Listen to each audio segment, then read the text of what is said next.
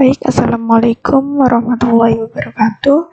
Untuk pertemuan ke-6 dari web programming 2 kali ini, kita akan membahas mengenai apa itu database dan konfigurasi database pada CodeIgniter.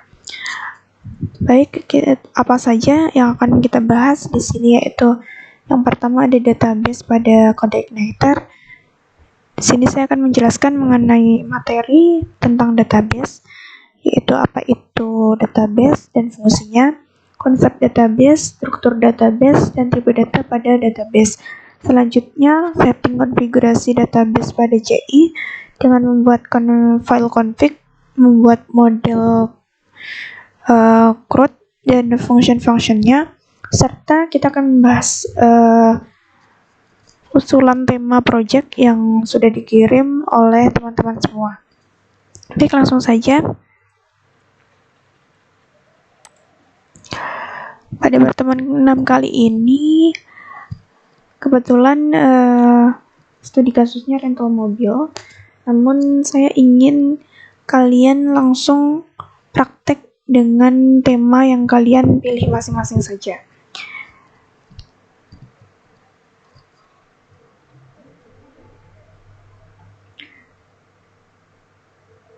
Baik, di sini untuk rental mobil sendiri itu ada kebutuhan user, yaitu admin, pengunjung, dan anggota, serta kebutuhan sistem.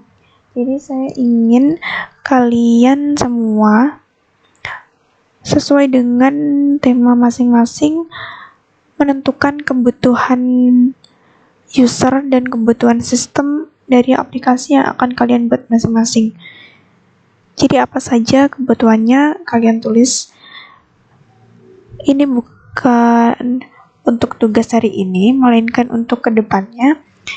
Jadi hari ini tidak ada tugas, namun tetap untuk persiapan UTS dan UAS. Selanjutnya, saya akan menjelaskan mengenai apa itu database. Jadi sebelum kita praktek membuat database secara sederhana, kalian persiapkan dulu XAMPP control panelnya. Kemudian, di sini kita biasanya menggunakan phpMyAdmin. Baik, untuk database sendiri merupakan kumpulan informasi yang disimpan di dalam komputer secara sistematik untuk memperoleh informasi dari basis data tersebut. Ada juga pendapat yang mengatakan bahwa representasi kumpulan fakta yang saling berhubungan disimpan secara bersama untuk memenuhi berbagai kebutuhan. Ada juga yang menyebutkan sekumpulan informasi yang saling berkaitan pada suatu subjek tertentu untuk tujuan tertentu pula, atau susunan record data operasional lengkap dari suatu organisasi atau perusahaan yang diorganisir dan disimpan secara terintegrasi dengan menggunakan model tertentu sehingga mampu memenuhi informasi yang optimal yang dibutuhkan oleh para pengguna. Jadi kesimpulannya, database merupakan informasi dari suatu organisasi atau perusahaan. Informasi itu pastinya informasi penting, dapat terdiri juga dari data atau informasi mengenai pelanggan, data mengenai karyawan, data mengenai penjualan, dan lain sebagainya. Yang mana data itu disimpan di dalam komputer untuk suatu kebutuhan atau tujuan tertentu. Seperti itu. Kemudian asal mulai dari istilah database, di mana database sendiri berawal dari ilmu komputer. Meskipun kemudian semakin luas memasukkan hal-hal di luar bidang elektronika. Artikel mengenai database komputer. Catatan yang mirip dengan database sebenarnya sudah ada sebelum revolusi industri, yaitu dalam bentuk buku besar, kwitansi, dan kumpulan data yang berhubungan dengan bisnis. Sehingga Database itu dulunya merupakan buku besar yang ditulis secara manual atau kwitansi yang dikumpulkan biasanya dulu di toko-toko. Di toko-toko itu biasanya menyimpan kwitansi, melakukan catatan penjualan dengan buku. Dan sekarang untuk memudahkan dalam pencatatan penjualan dan memudahkan untuk mengorganisir dari informasi dan data-data mereka, akhirnya terbentuklah database sehingga data lebih rapi seperti itu. Kemudian konsep dari database sendiri merupakan kumpulan dari catatan atau potongan dari pengetahuan. Sebuah database memiliki penjelasan terstruktur dari jenis fakta yang tersimpan di dalamnya. Penjelasan ini disebut skema. Ada banyak cara untuk mengorganisasi skema atau memodelkan struktur database. Ini dikenal sebagai database model atau model data. Model umum yang digunakan sekarang adalah model relasional, yang menurut istilah yaitu mewakili semua informasi dalam bentuk tabel yang saling berhubungan, di mana setiap tabel terdiri dari baris dan kolom. Definisinya sebenarnya menggunakan terminologi matematika. Dalam model ini, hubungan antara tabel diwakili dengan menggunakan nilai yang sama antar tabel. Sehingga konsep dasar dari database ini merupakan suatu tabel yang terdiri dari baris dan kolom, yang di situ terdiri dari informasi-informasi penting.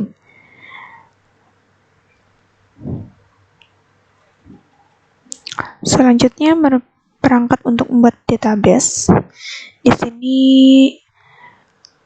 seperti yang saya jelaskan tadi, bahwa database diolah menggunakan suatu program komputer. Biasanya kita butuh software atau perangkat lunak yang digunakan untuk mengolah query dari database itu sendiri, yang disebut dengan Database Management System atau DBMS, yang diterjemahkan dalam bahasa Indonesia yang berarti Sistem Manajemen Basis Data.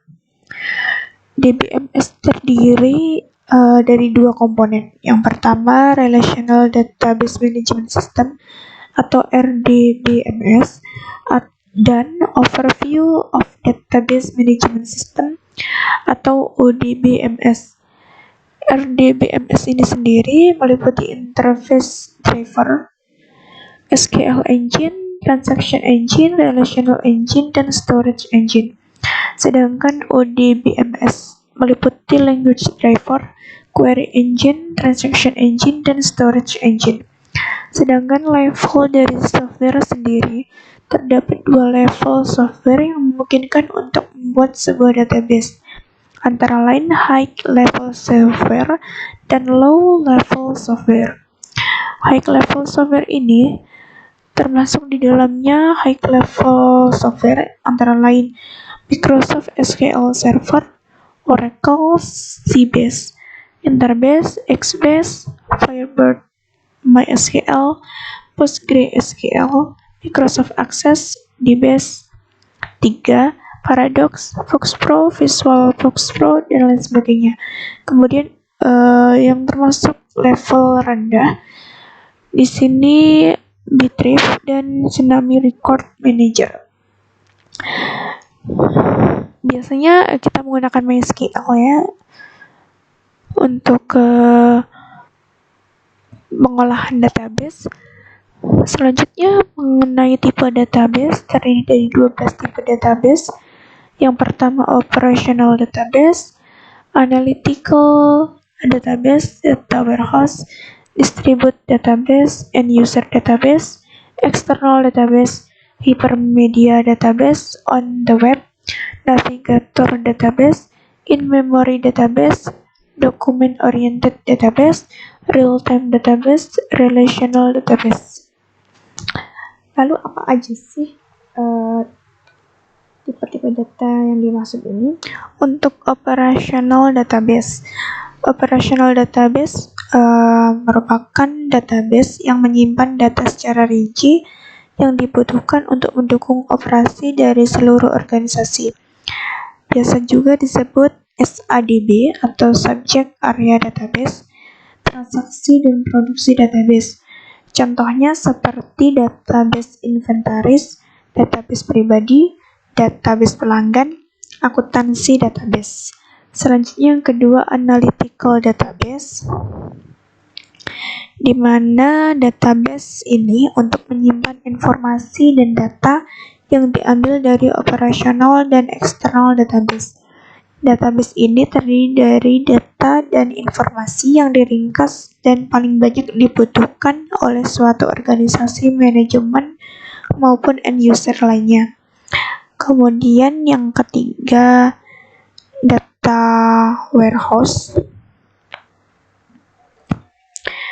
yaitu sebuah data untuk menyimpan data dari tahun-tahun sebelumnya hingga saat ini.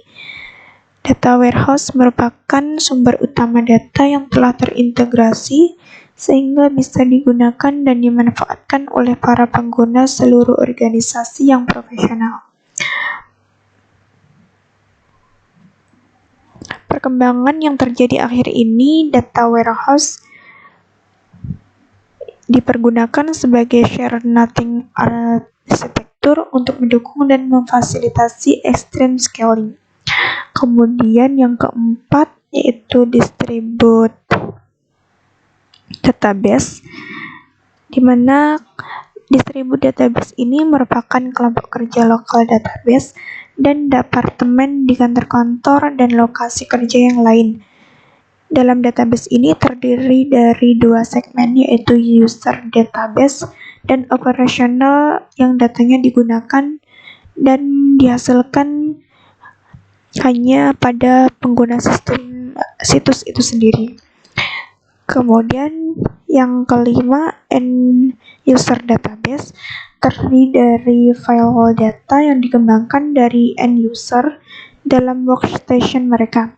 Contohnya berbagai koleksi dokumen dalam word processing, spreadsheet maupun download file.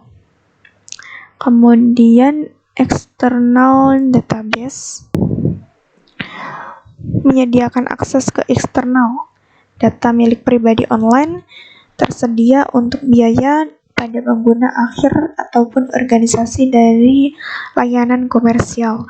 Kemudian yang ketujuh, hypermedia database on the web, merupakan sekumpulan halaman multimedia yang saling berkaitan dalam sebuah situs web yang terdiri dari homepage dan hyperlink dari multimedia seperti gambar, teks, grafik, audio, dan lain sebagainya. Kemudian navigational database, dalam navigasi database ini queries menjumpai benda bagi yang mengikuti referensi dari objek tertentu. Kemudian in-memory database bergantung pada memori untuk penyimpanan data dalam sebuah komputer. Yang ke-10, document-oriented database, salah satu program komputer yang dirangkai untuk sebuah aplikasi yang berorientasi pada dokumen. Sistem ini dapat diterapkan sebagai lapisan di atas database relasional maupun objek database. Kemudian yang ke-11, real-time database,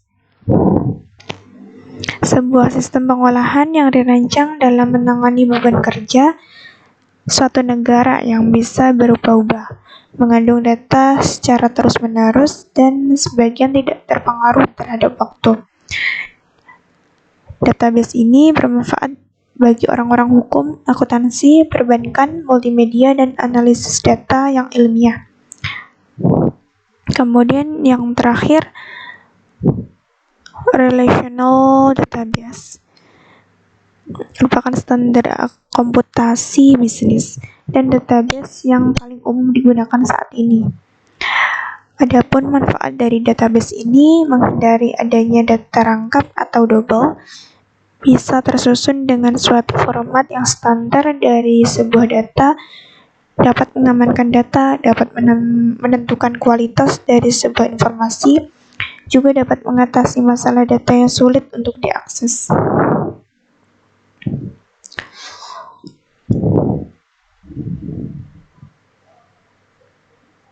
Selanjutnya, ciri-ciri basis data diantaranya efisiensi, meliputi kecepatan, ukuran, dan ketepatan, data dalam jumlah besar, berbagi pakai, bisa dipakai bersama-sama atau shareability, kemudian mengurangi bahkan menghilangkan terjadinya duplikasi atau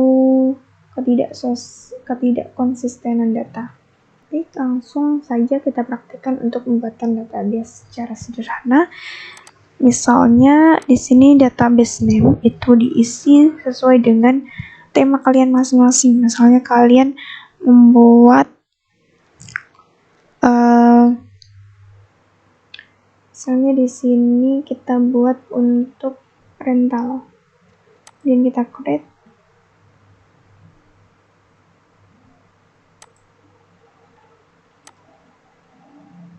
Nah, sudah ada.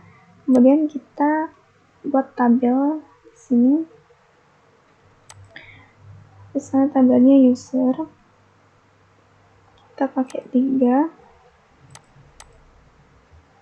di sini meliputi atributnya. Atribut dari tabel user. Kemudian kita buat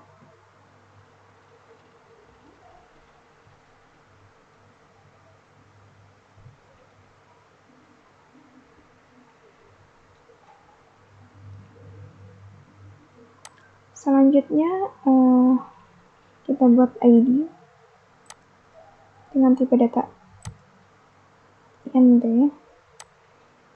Jangan lupa untuk ID selalu auto increment dan primary key. Selanjutnya untuk nama kita buat varchar dengan link 50, alamat misalnya,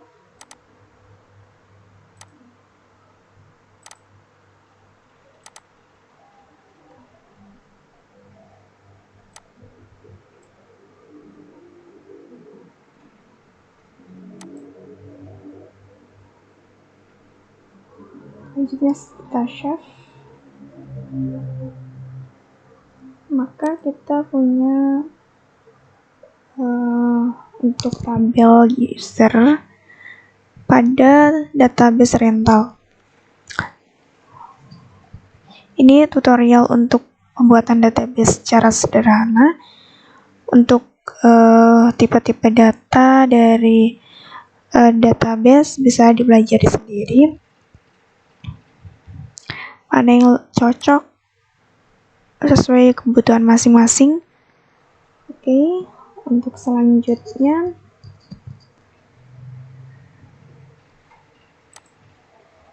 kita menuju ke setting base URL.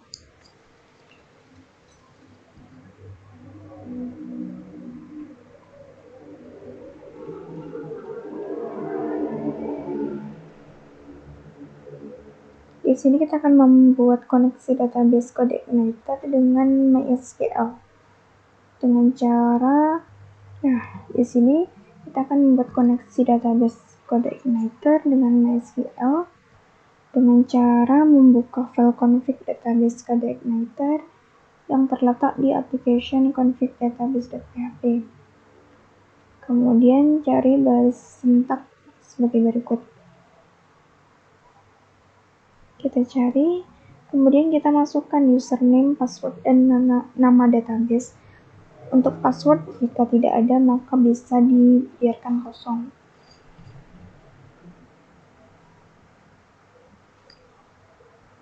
Yang ini.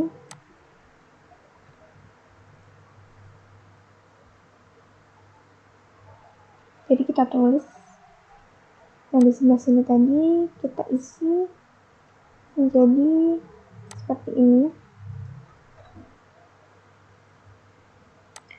Kemudian kita membuat model untuk crowd,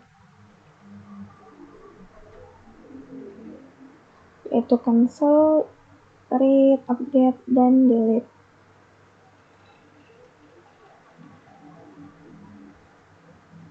Pada tahap ini dibuat dengan fungsi yang digunakan berulang kali tanpa repot-repot membuat fungsi pada model.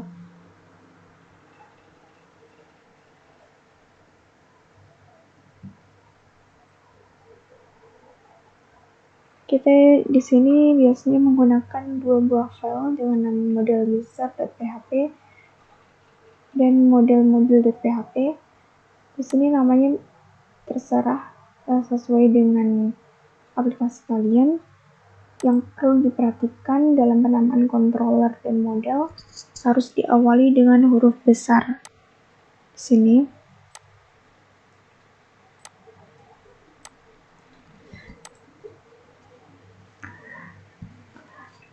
kalaupun namanya huruf kecil tidak masalah, namun akan menyalahi aturan penggunaan kode igniter yang benar, sehingga mungkin bisa menyebabkan trouble pada saat di-upload di hosting. Berikut ini model user.php-nya, dan ini model mobil.php.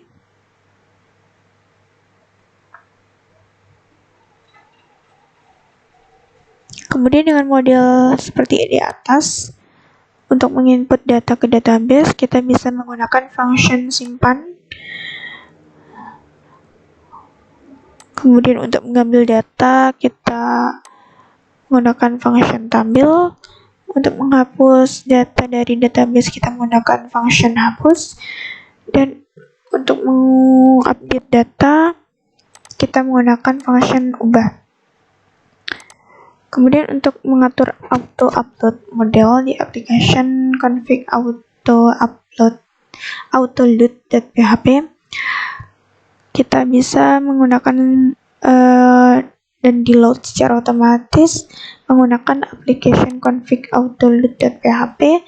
Cari sintaknya seperti ini, kemudian kita tambahkan di dalam kurung model user dan model mobil yang kita buat di sini tadi. Huruf besar kecilnya harus sesuai.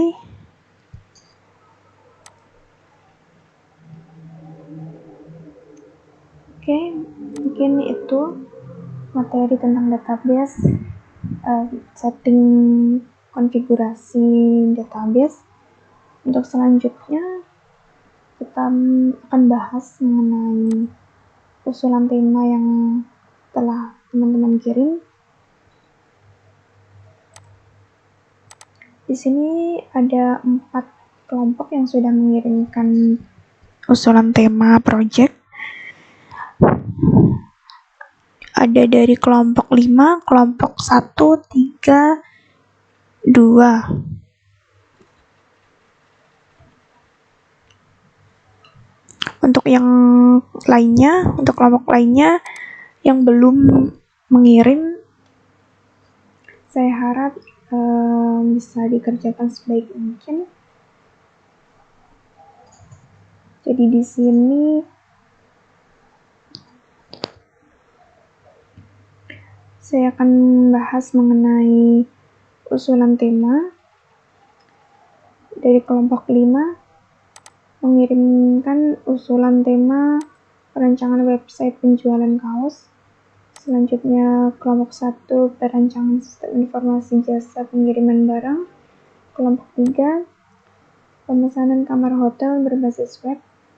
Kelompok kedua rancangan sistem reservasi tempat pada restoran Takashimura. Oke, dari keempat kelompok yang sudah mengirimkan hasil diskusinya, dapat saya simpulkan bahwa mayoritas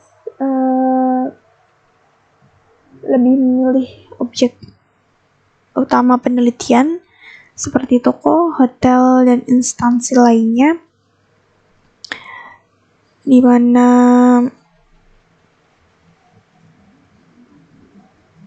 belum ada yang menjadikan masyarakat umum sebagai objeknya, terlebih di masa pandemik yang cukup meresahkan bagi masyarakat umum seperti saat ini.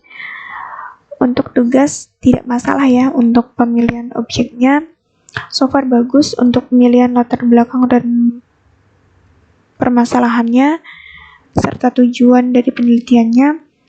Belum menyatukan untuk desain layout projectnya nanti, ini tidak apa-apa, dilanjutkan saja untuk projectnya hingga menjadi sebuah website atau aplikasi yang bermanfaat bagi orang lain. Untuk kelompok yang belum mengirim usulan, saya berharap sudah memiliki gambaran mengenai proyek ke depannya, dan saya berharap bisa merancang suatu aplikasi seperti yang sudah saya katakan di atas, bahwa objek yang paling bisa dieksplor adalah masyarakat umum. Terlebih lagi di masa pandemi seperti sekarang ini, masyarakat umum lebih banyak terdampak